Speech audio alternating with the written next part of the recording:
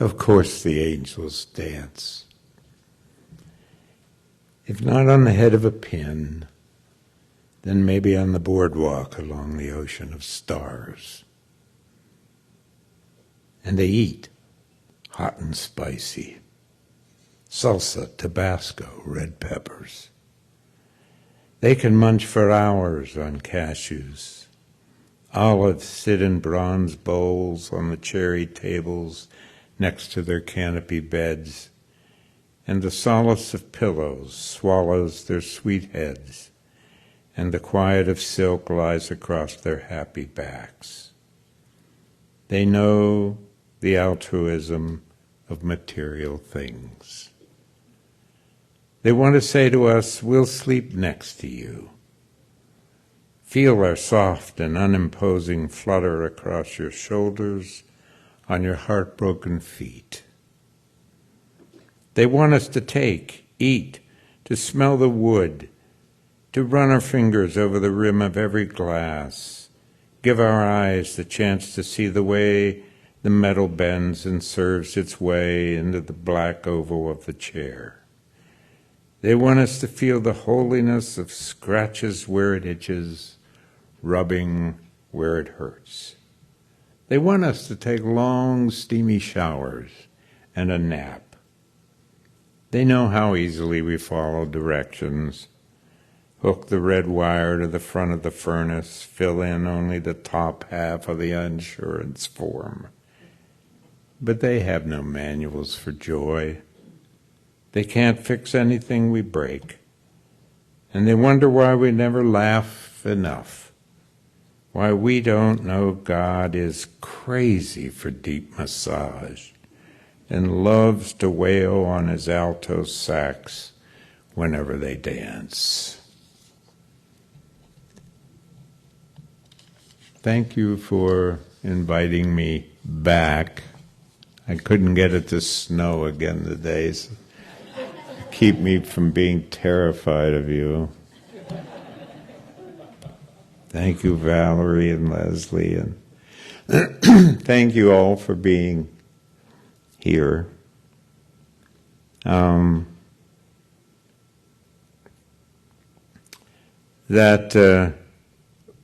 I do one of these so-called talks, they're really collages.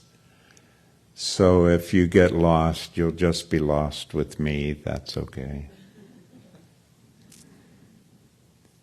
My point of going to college was to be a minister. I was pre-seminary, and my advisor was also my contemporary theology professor, and he called me into his office one day and he said, "No, you are not going to seminary." And I said, "You can't tell me what to do, for heaven's sakes." And this was Jack Rogers, who became quite influential in the Presbyterian world. And Jack said, "No, you're not going to seminary." I said, "I have all A's." "You're not going to seminary." He said, "You have a very, very narrow notion of what being a minister is." And he said, "I want you to be a minister, but not seminary." He said, "If you were a pastor in a church, the first time they had the 3-hour meeting about what paint to use to color the nursery school, you would go out of your mind and run screaming from the church." And Jack was right. And it's so wonderful to be here where everybody is a minister. That's such a pleasant and relaxing place to be. I figure even if I screw it up, you'll be full of forgiveness.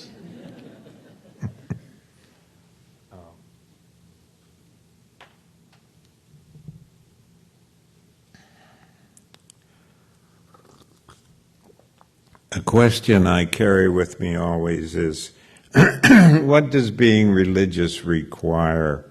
And why in the world does it require a religion?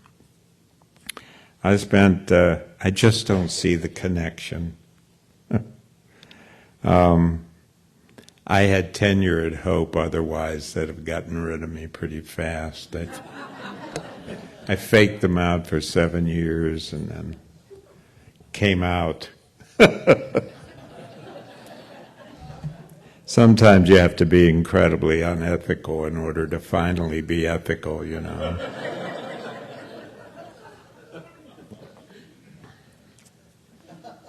I always thought Jesus was one of the most unethical people in the world because of the times that he lived in, you know. But I don't see, it seems to be culturally imposed that if you're religious you must join some, or as we said when we first moved in 71 to Holland, to Michigan, the first question is, what's your name? And the second is, do you have a church home? No, we're living down the street. I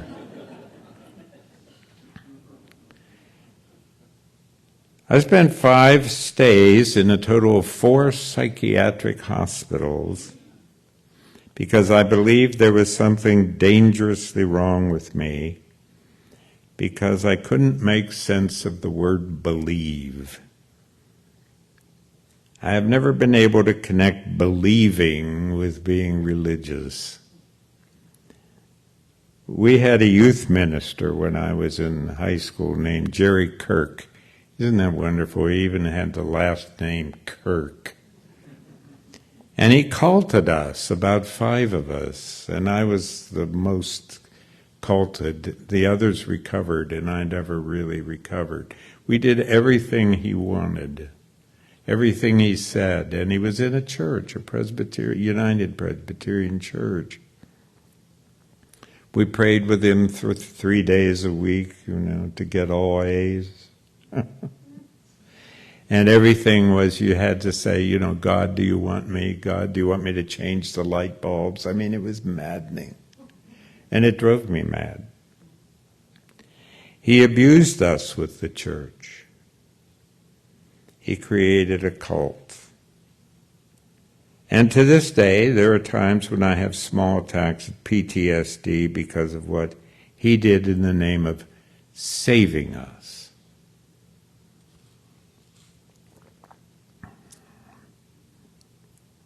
I wish I knew back then. Now I'd like to have those years returned. The poem is called Recovery.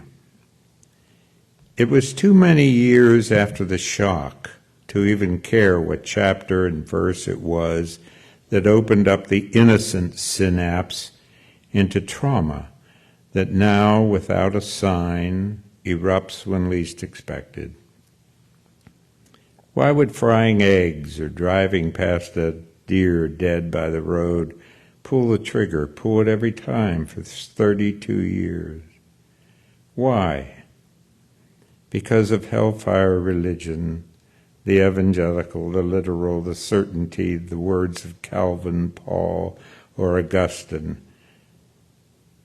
It was like a mugging in a dark alley. It bloodied me and sent me into catatonic meditation. After 5 wards, 13 electroshocks, varied meds and therapists, my wife's steady look, it evaporated faster than my soft-spoken father's lack of answers. And now I lug the bin of birdseed, a spade and garden fork, stuff all my weather garden gloves in my back pocket, slap on the old ball cap and head out back, fill the feeders and find a place I had overlooked, push aside the mulch and start to dig. I'll fill the hole with what I'll find at Charlie and Ann's garden center. They always have something we don't yet have.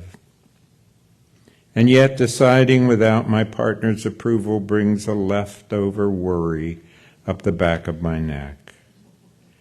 Married 42 years should be proof enough, but trust often betrays my assurance, even though I know she will nod and be glad and say, "That's the perfect spot.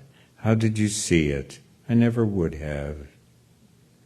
Maybe only another can see and assure our own vision, disappearing like each snowflake when it lands.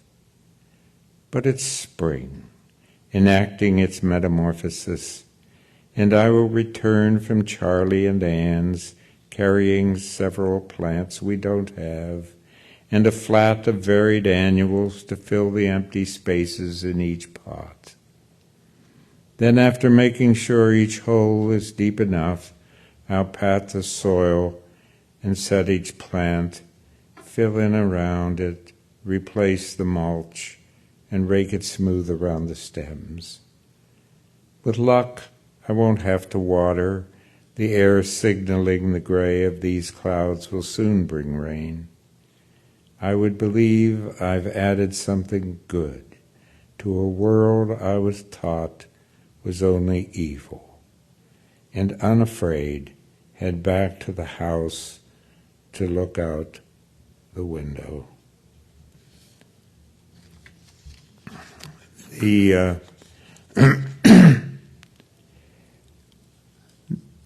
I would begin my classes at Hope College by saying, look, let's just get this straight and get it out of the way right away. I am a heretic for Jesus. One of the most unfortunate things to happen to Jesus was the invention of Christianity, theology, dogma, doctrine, creed, the Greek translation when Jesus spoke Aramaic, the pick and choose Bible. Tell me, did Jesus know Calvin's Institutes?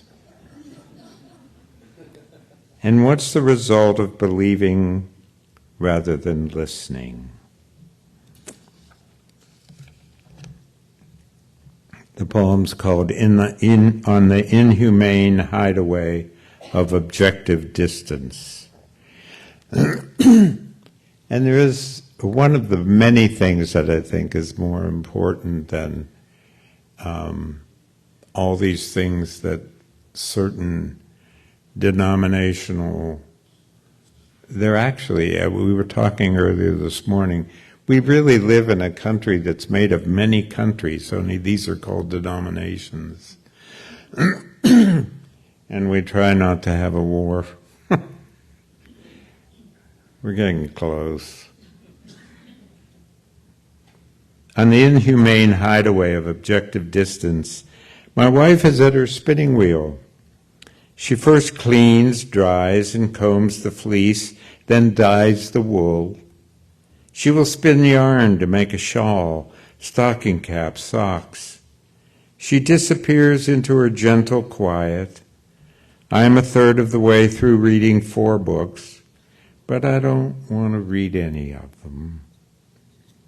I want what I know you want, to be happy, actually happy, to love in a happy world. Today there was yet another school shooting. Some students felt it coming. 3 kids who thought they were grown up, dead. 1 more thought likely to die, did. The others will live. The news dares to say, recover. Tonight we played Christmas carols for the first time this season. Yes, 'tis the season. This morning, surgeons at 3 different hospitals awakened, assuming yet another routine day of rounds and operations. When they were 17, did they imagine Advent would offer them the inevitable impossibility of saving the assumption of a future? That they would never again be able to say, Happy holidays, Merry Christmas, Happy Hanukkah, Happy New Year, without being caught in an ambush of memory. Tonight, thousands of parents will be unable to sleep, or tomorrow, or on into ever. Teachers who each day hope it will not, cannot happen again will think again about construction jobs or an office job. And guns, they will sleep in the garage, a cabinet on the top shelf. They will rest and be at the ready. No, I don't want to read. I don't want to hear again about God's mercy, the peace that comes from above, or meditation, Calvin's endlessly facile legacy of blame, the need for prayer and legislation. I am tired of pursuing happiness.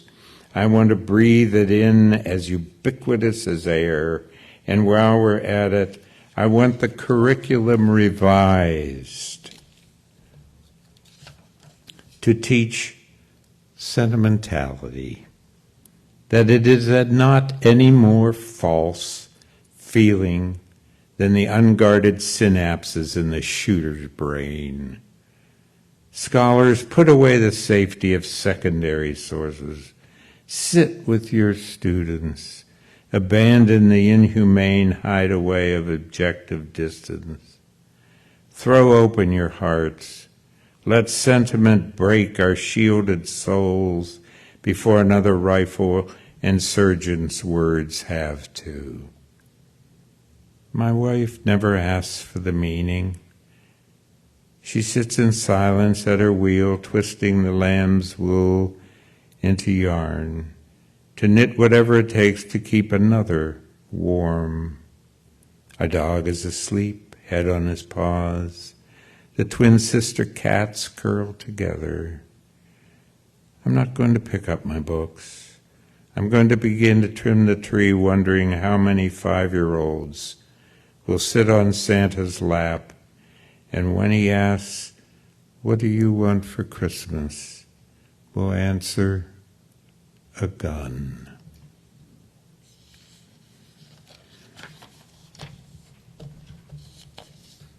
Too many pages screwed up here. I need to put this. I need three arms. That's what I need. Here we go.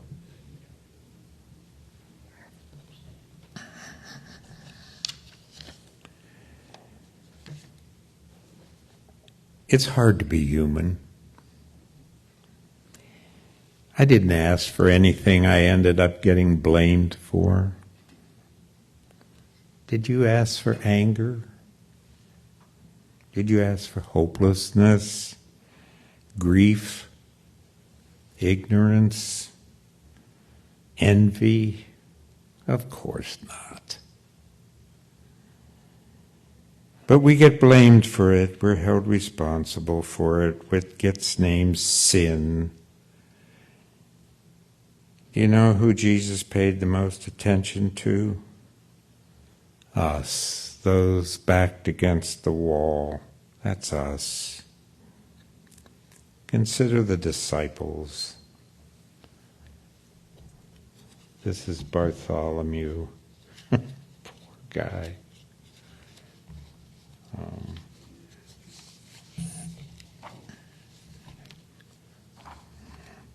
Bartholomew has a little statement of his underneath the title. It says, "I never knew what was going on." He would say, "Follow," and we would. One word, his word, and we were turned into fools, letting him take us all that way. Why to this day we did, I don't know. Look how it ended. Look what it became. But what did we have to stay for? Nothing. There wasn't much work, nothing much to do. There were no news stories left, bread, fish. So we ended up with more bread, fish. But we did find story after story, and well, what else is there? I never did much along the way. Look it up. In the big deal painting, I'm the one who appears rather glassy-eyed. And believe me, it wasn't the wine. I just went along. Miracles had been done before. I will say again that it was words, his words. Words, imagine. Words had never done what his did. I'd listen. I wasn't much of a listener. Then later I would try to make sense of these words. I couldn't, but I could feel them. And then maybe that was it, how they got inside you and made you wonder and wrinkle. They got in my brain's garden and made it seem like the roots were above ground and all the flowers and vegetables, all the nourishing was now below. He reversed things. The first shall be last, the last first, and all that, but it was how everything changed inside me when he said those things. It was what happened to me. I started looking at lepers and the poor and paid no attention anymore to the kings and scribes and Pharisees. I had thought the world of them. Now they seemed unimportant. And in their importance. See how hard it is to explain this stuff?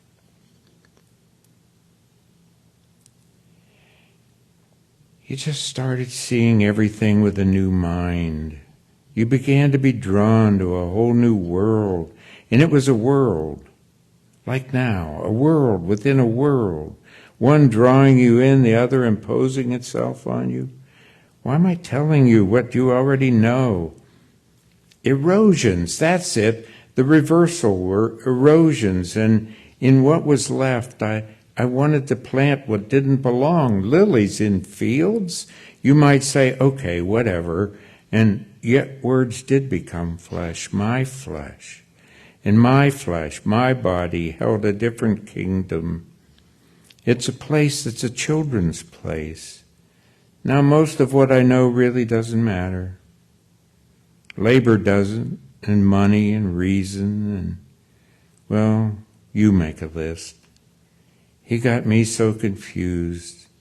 And then we'd head off worrying about how we would eat and where we'd sleep, and our feet were filthy. My God, we were always filthy. We stank. And then he'd go and point at birds or stalks of grain, even stop and have us kneel before a flower. And then he'd smile, and that haunts me still, that smile, and then he died. He brought out hate, not love. He had a terrifying sense of injustice. Nothing he said or did seemed impossible. Maybe that was it. It seemed possible.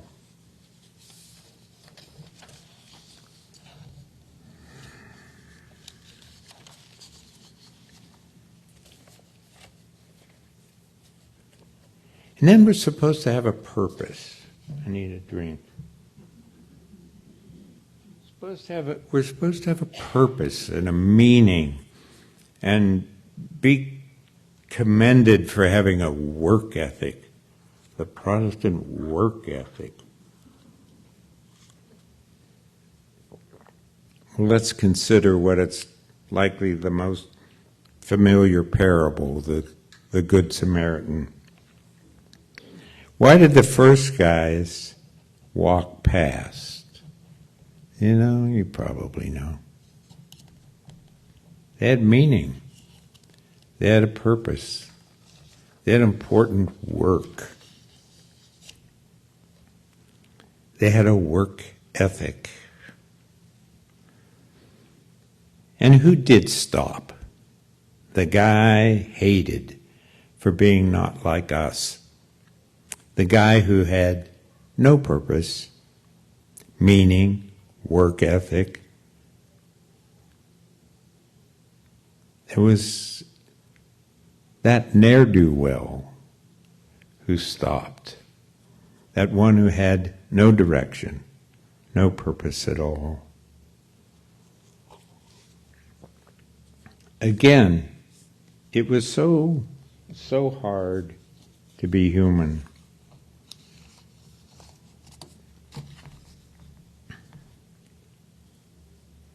This is called On the Bus to Poland.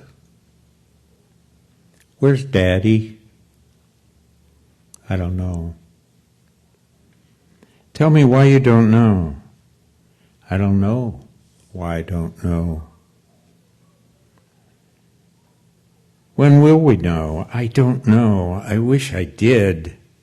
Does Daddy know where we are? You mean on this bus? Yes. I think he does. I hope he does. I'm hungry. I know.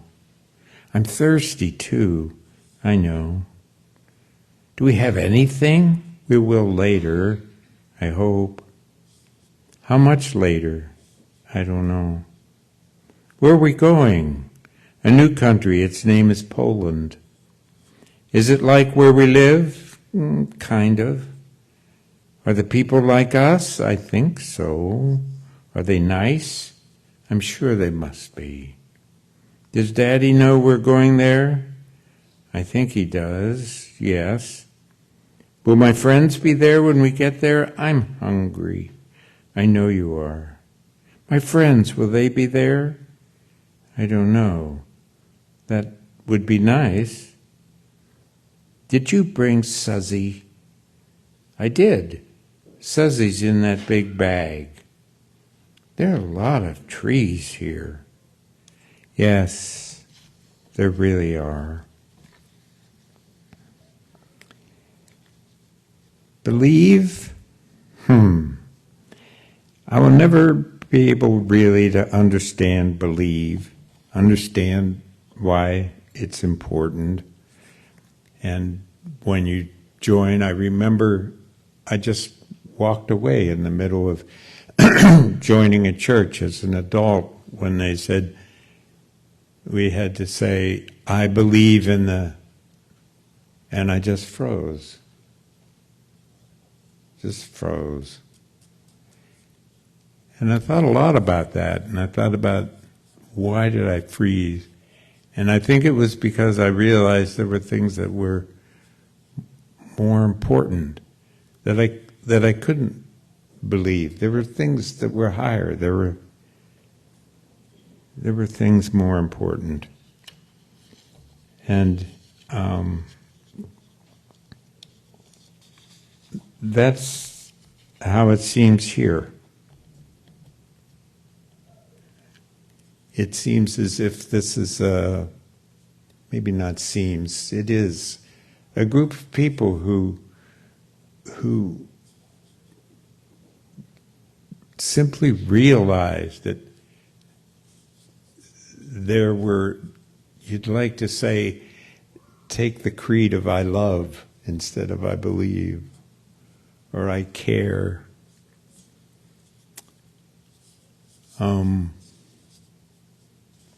Yeah. And we come together. I remember starting in the midst of classes sometimes I'd say, what's the opposite of up? And everybody would yell down. And I'd go, no, sideways. Why did we have that? Right? Kind of right. Maybe right. What's the opposite? Maybe it's maybe. Maybe it's I wish. Maybe it's I love. Maybe it's I care, I empathize. Empathy's such a wonderful thing. And that's why it's best to not read secondary sources in that one poem.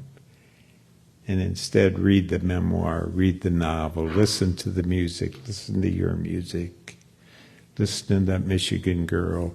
It brings out empathy. We go, my wife went like this as you were singing. She's a Michigan girl. That moment of connection.